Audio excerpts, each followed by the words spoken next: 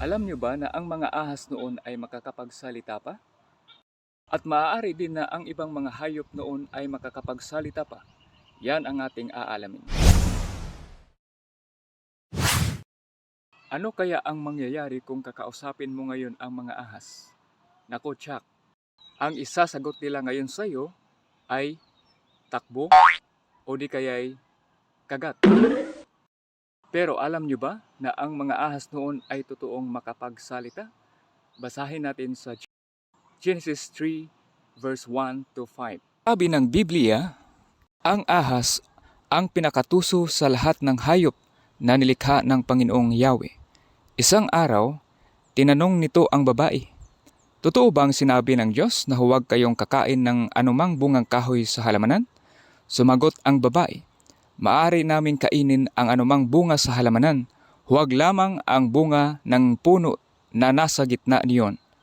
Sinabi ng Diyos na huwag naming kakainin ni hihipuin man ang bunga nito. Kung kami raw ay kakain nito, mamamatay kami." Ngunit sinabi ng ahas, "Hindi totoo iyan. Hindi kayo mamamatay. Sinabi lang iyan ng Diyos sapagkat alam niyang kung kakain kayo ng bunga niyon ay makakaunawa kayo. Kayo'y magiging parang Diyos at malalaman ninyo ang mabuti at masama." Binasa natin, ating napag-alaman na nag-uusap si Eva at ang ahas.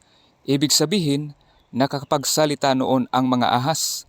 Dahil hindi naman sila mag-uusap kung hindi naman nakakapagsalita ang ahas. At isa pa, hindi man lang nagtataka si Eva o di kaya'y magugulat. Noong nagtatanong ang ahas sa kanya, wala man lang reaksyon si Eva sa pagsasalita ng ahas. Yan ang ebidensya na totoong nagsasalita pa ang mga ahas noon dahil sinabi ng Biblia at ang Biblia ay katotohanan ang nakasulat dyan. At sa palagay mo, ang ahas lang ba ang makakapagsalita noon? Posible rin na maaari rin na makakapagsalita din ang mga hayop noon. Hindi naman pwede na ang ahas lang ang makakapagsalita noon. Ano kaya ang gagawin mo kung may makasalubong ka na ahas na nagsasalita?